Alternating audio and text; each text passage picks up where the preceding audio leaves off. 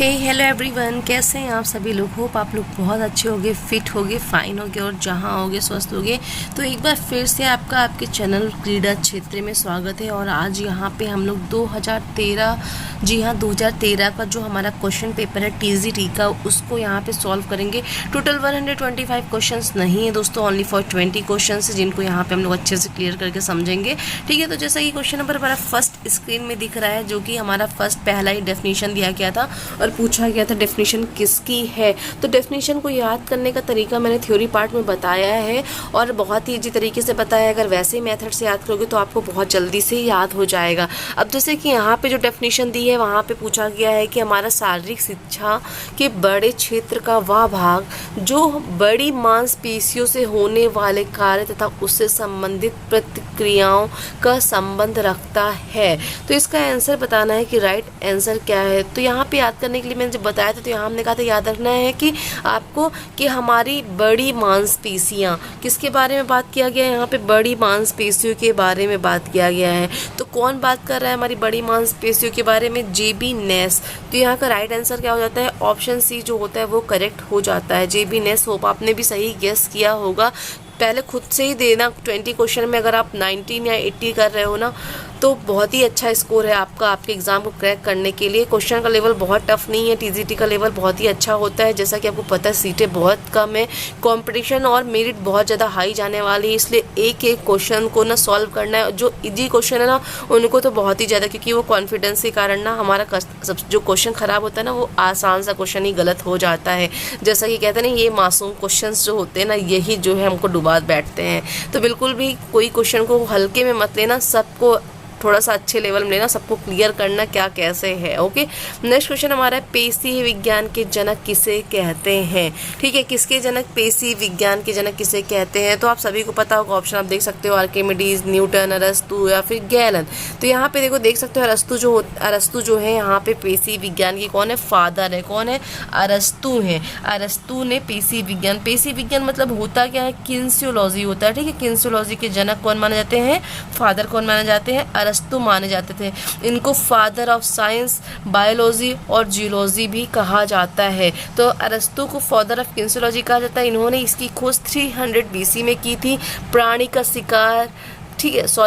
का शरीर किस प्रकार बल पैदा कर शरीर को गति प्रदान करता है, ये सारी जो स्टडी थी इन्होंने किया था। ओके, किसने किया था? अरस्तु ने। तो याद रखना, अरस्तु कौन है? पेशी विज्ञान के जनक माने जाते हैं। तो चलो अगले क्वेश्चन की तरफ चलते हैं। अगला क्वेश्चन हमारा है, छोटी माता, चेचक, तपेदिक, ये सारे जो रोग है ना, तो ये सारे जो संक्रामक रोग हैं, तो किसके द्वारा फैलता है? यहाँ पे आपको बताना है किसके द्वारा फैलते हैं ये संक्रामक रोग। ठीक है, तो दोस्तों ये जो हमारा चेचक है, छोटी माता, तपेदिक है, ये सारे जो होते हैं ना, वायरस द्वारा फैलने वाले संक्रामक रोग होते हैं, जिनमें हमारी छोटी माता, चेचक, तपेदिक, डेंगू, फ्लू, एड्स, ये सारी प्रॉब्लम्स हो जाती हैं। यहाँ पे एक ये मेरी बनाई हुई ट्रिक नहीं है दोस्तों, ये मैं सर्च कर रही थी तो मुझे मिल गया, तो आप इसको देख सकते हो, याद कर सकते हो। रेखा हमें हिट करके पोएचे में पीछे छोड़ गई है।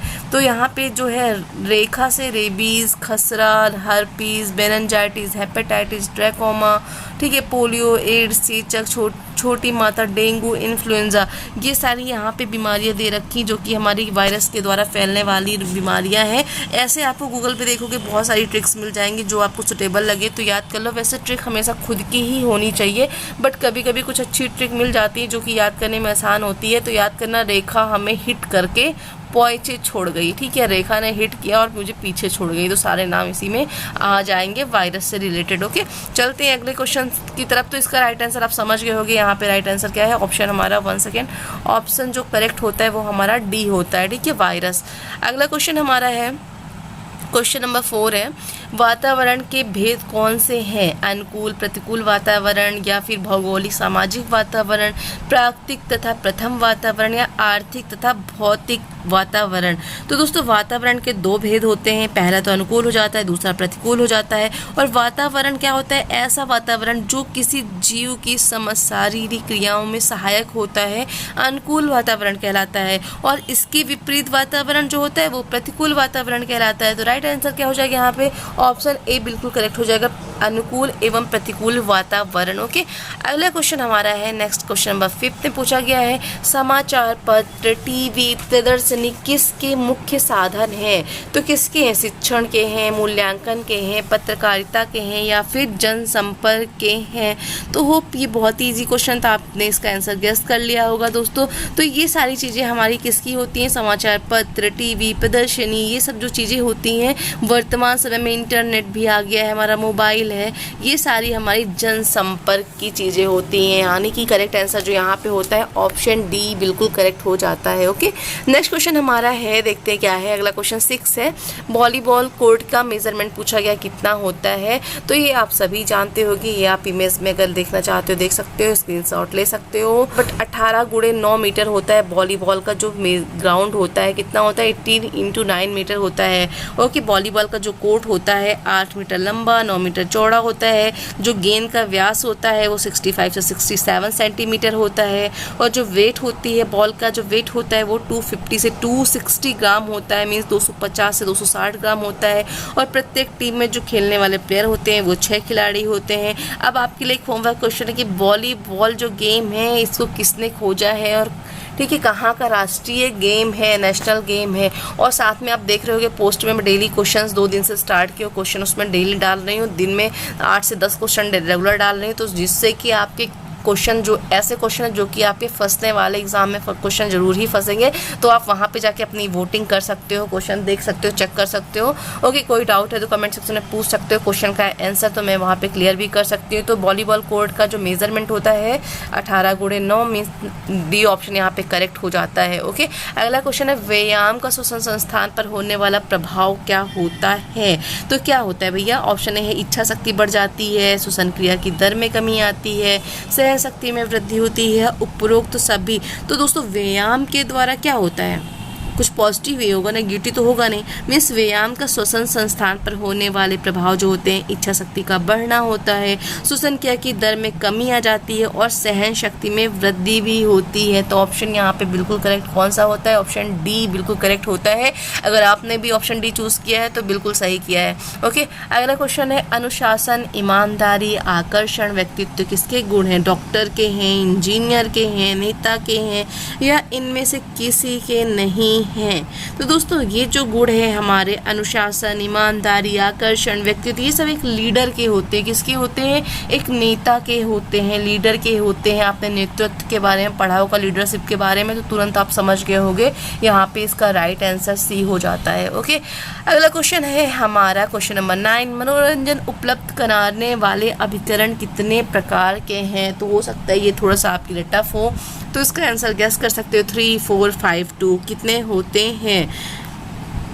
तो दोस्तों अगर आपने 4 ऑप्शन गेस किया है कि 4 टाइप के होते हैं तो बिल्कुल सही है। कौन कौन से होते हैं? 4 प्रकार के। एक तो शासकीय अभिकरण होता है, दूसरा स्वयंसेवी अभिकरण होता है, देन थर्ड जो होता है हमारा निजी अभिकरण होता है, और फोर्थ हमारा व्यापारिक अभिकरण होता है। 4 अभिकरण होते हैं मनोरंजन उपलब्ध कराने के लिए। कौन से? शासकीय, स्वयंसेवी, निजी और व्यापारिक अभिकरण। ओके, अगला क्वेश्चन है हमारा, अर्जुन अवार्ड किसको दिया जाता है?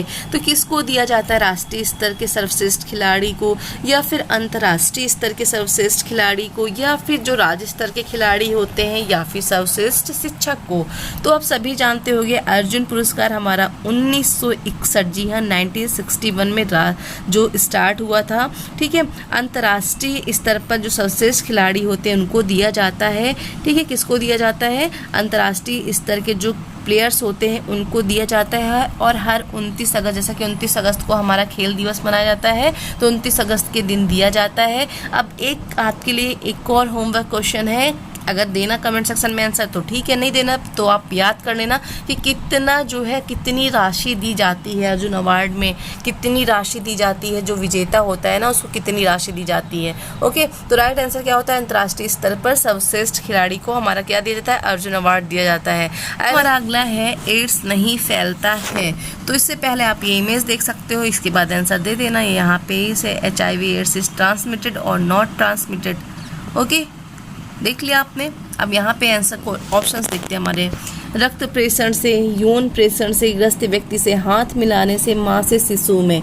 तो यहाँ पे नहीं फैलता है पूछा गया है, ठीक है। ध्यान से क्वेश्चन को देखना, ठीक है, ध्यान से देखना, नहीं फैलता है पूछा गया है। तो किससे नहीं फैलेगा? ग्रस्त अगर कोई पेशेंट है उससे हाथ मिलाने पे बिल्कुल भी नहीं फैलेगा। ऑप्शन यहाँ पे सी बिल्कुल करेक्ट हो जाता है। ओके, अगला क्वेश्चन दोस्तों है हमारा, हृदय की मांसपेशियाँ किस प्रकार की होती हैं? तो हमारी जो हार्ट की जो मसल्स होती हैं, हृदय की जो मांसपेशियाँ होती हैं, वो हमारी ऐच्छिक, अनैच्छिक होती हैं या फिर उपरोक्त दोनों होती हैं या इनमें से कोई नहीं होती हैं?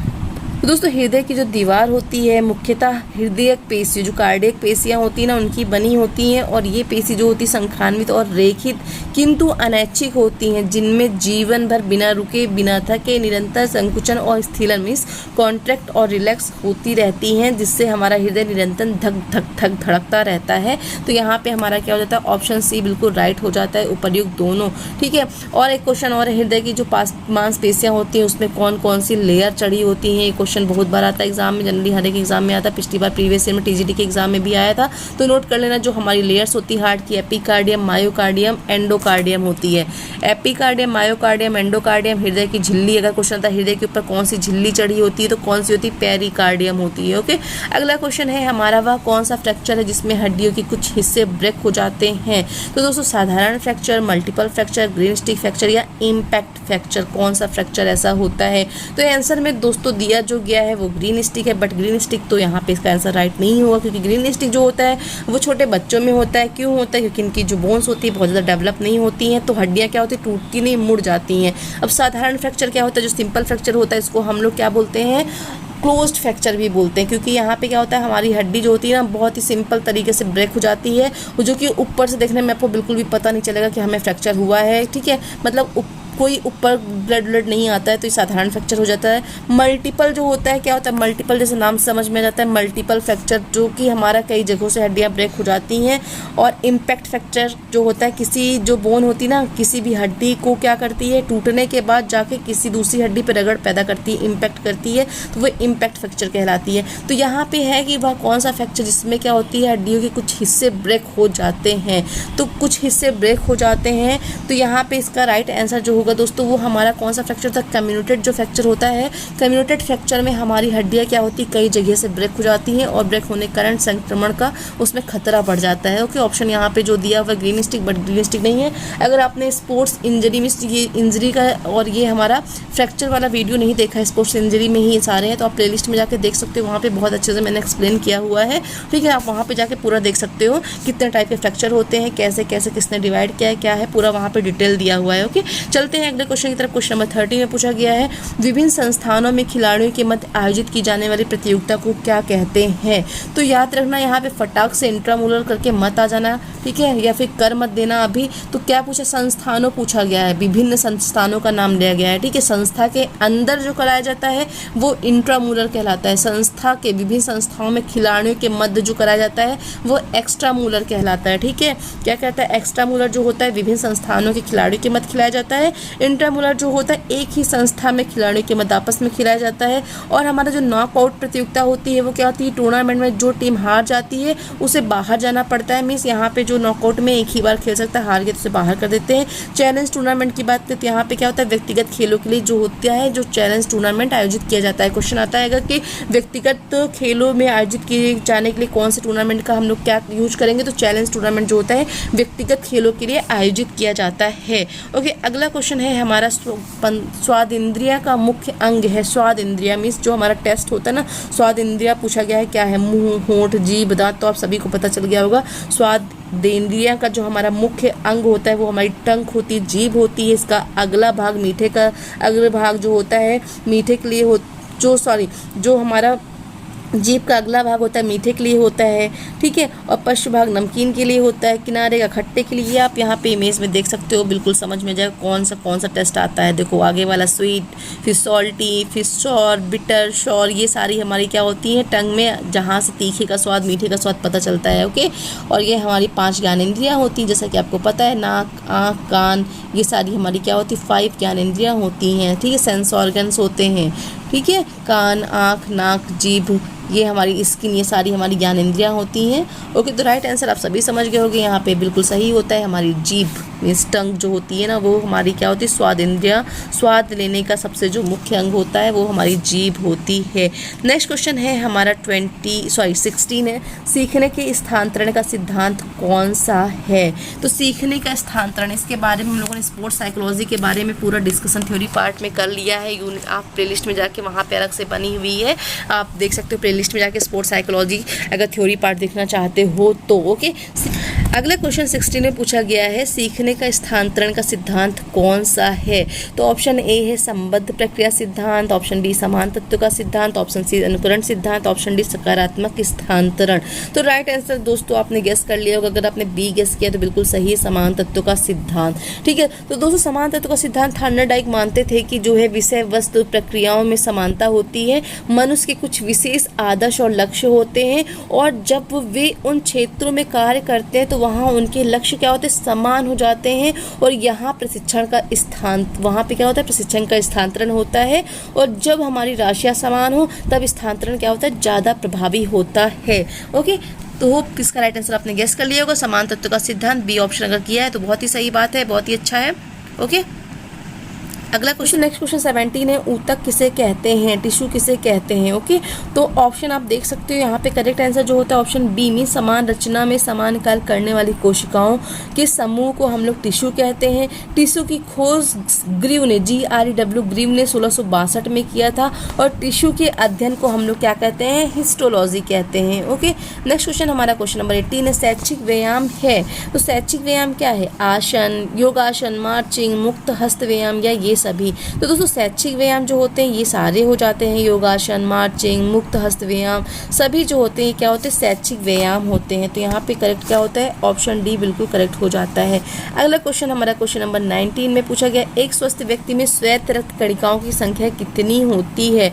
तो दोस्तों एक स्वस्थ व्यक्ति में श्वेत रक्त कणिकाओं जो मीन्स WBC, और जिसको हम लोग ल्यूकोसाइट बोलते हैं, ल्यूकोसाइट की संख्या जो होती है 5000 से 9000 प्रति क्यूबिक मीमीस mm होती है, और जो WBC होती है रंगहीन केंद्रीयहीन अमीबा की तरह होती है। WBC हमारे दो प्रकार के होते हैं, एक तो हमारा होता है WBC मीन्स कणिका में होता है, दूसरा कणिका विहीन होता है। ओके, जो कणिका में होता है जिसमें कणिकाएं होती है उसको हम लोग इस्नोफिल्स, बेसोफिल्स, न्यूट्रोफिल्स कहते हैं। जिसमें कणिकाएं नहीं होती है उसको लिम्फोसाइट और मोनोसाइट कहते हैं। तो राइट आंसर क्या हो जाता है, ऑप्शन ए यहाँ पे बिल्कुल करेक्ट हो जाता है, 5000 से 9000 प्रति क्यूबिक mm होता है। ओके, अगला क्वेश्चन और आज का लास्ट क्वेश्चन है, लीग प्रतियोगिता को कहते हैं। तो दोस्तों लीग प्रतियोगिता को राउंड रॉबिन प्रतियोगिता कहते हैं। ठीक है, और ये इस प्रकार का टूर्नामेंट होता है जिसमें सभी टीमों को एक दूसरे के साथ खेलना पड़ता है, और यह टूर्नामेंट भी दो प्रकार के होते हैं, पहले तो सिंगल लीग